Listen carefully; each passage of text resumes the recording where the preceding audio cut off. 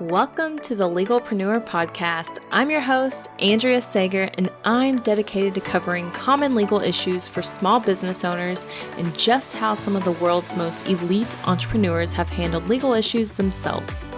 In true attorney fashion, the information in this episode is not legal advice. This is for informational purposes only, and you should always consult with your attorney before implementing any of the information. Now, on to the show. Hey there, welcome back to another episode. I am pumped about today's content because it's something that a lot of people do not know about, and it is a very misunderstood topic, and that's about copyrights, specifically with photographs. So let's get into it. As a business owner, you most likely hire a photographer to take your photos. If you haven't yet, no problem. This still applies to you, but this is the most real explanation I can give. Let's say you hire a photographer to take brand photos. Maybe you have it done once a year, once a quarter, once a month, once in your entire business, who knows? But whenever you get this done, and this can even apply to family photos. You have family photos, you hire a photographer, they take them and they send you the photos. And you think, oh, great, I own these photos. Well, a lot of times I'll hear people say, oh, the photographer shared my photos without my permission. Well, I'm here to give you guys a rude awakening if you have those thoughts. You don't actually own the photos. You only have a license to use those photos. And basically, if you've been listening to these episodes, you should know that a license just equals permission. So when you pay the photographer, you're not paying them to own the photos, you're paying them to have permission to use those photos. And every license is different. In the family photo realm, obviously you can use them for sharing them on social media, typically printing them. Maybe they give you printing rights. But a lot of times, especially when I remember when I was in high school and I got my senior pictures done, they were protected with a copyright, and that meant you couldn't go to Walgreens or CVS and have more pictures developed without permission from the photographer. Well, that still applies today. You guys, if you go and get pictures taken from a photographer, if they don't give you printing rights, which is, again, a license, if they don't give you permission to share the photos on social media, well, then you can't do those things. Maybe they only give you permission to put the photos on your website. Maybe you only get permission to only share them on social media. Maybe you can't use them for advertising purposes, because for advertising purposes, typically you're putting ad spend behind that, so a budget behind it, and that means more people are going to see those photos. It's not just organic reach. Now, some photographers, I will say most photographers, especially newer photographers today, they don't know the specifics about licensing. So they don't even know who has the rights, what type of license you can give. And this ends up hurting the photographer because photographers can actually make a lot of passive income by selling another license later on.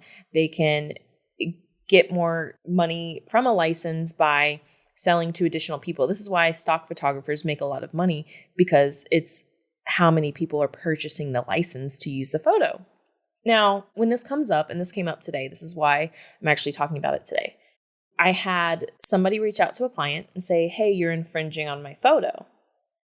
You've used my photo. Well, regardless of the fact that my client didn't have permission to use the photo, the person that reached out didn't own the photo. And I knew they didn't own the photo. So I, kindly reached out and said, hey, we represent so-and-so. Can you give me proof of ownership or proof that you are able to pursue infringers of this photo? Well, they didn't have that proof.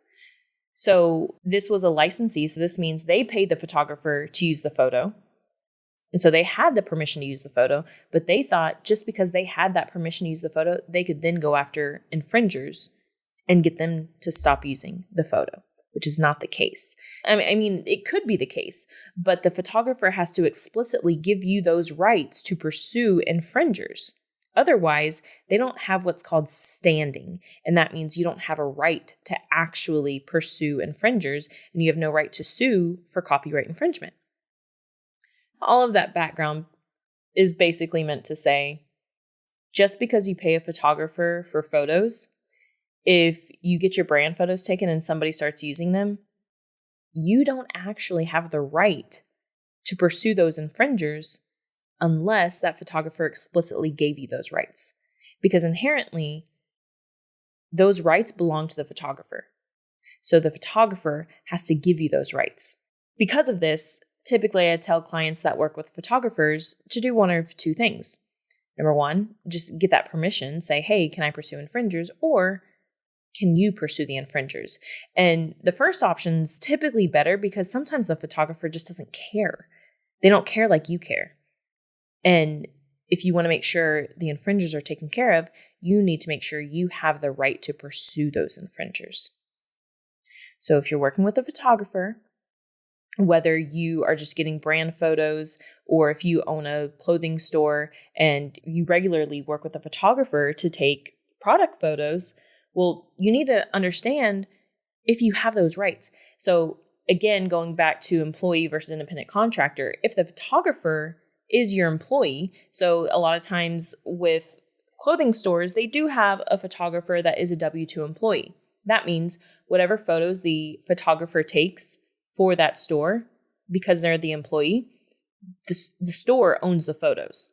But if they're a contractor, which happens most of the time, you just pay the photographer a fee for taking the photos and sending them to you. That's a contractor.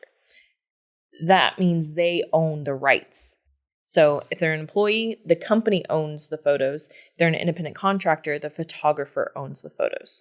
So there's a lot to unravel in these situations. So it's not always clear cut, but these are just issues you need to be aware of when hiring a photographer, when you think, oh, I'm going to, send this person a cease and desist letter because they're using my photos. Well, if you're not the photographer, you may not even be able to pursue them for a copyright infringement.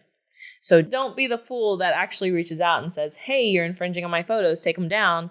And then they tell you, hey, show us your proof that you own these photos. All right, you guys, that is my little spiel for the day. I hope this is helpful. I know this actually comes up quite a bit, whether you realize it or not. Always, at any time, feel free to reach out if you have questions. My email is andrea@andreasager.com. But in particular, when it comes to these photo issues, definitely ask questions if you have them. All right, you guys, I'm out. I hope you enjoy this quick episode. Make sure to screenshot, post it on Instagram stories. Have a wonderful week. If you found this information helpful, I would be so grateful if you could share it with a fellow business owner. And it doesn't cost anything to rate, review, or subscribe to the show. Your support helps me reach more listeners, which allows me to support more business owners in their entrepreneurial journey. I'll see you next episode.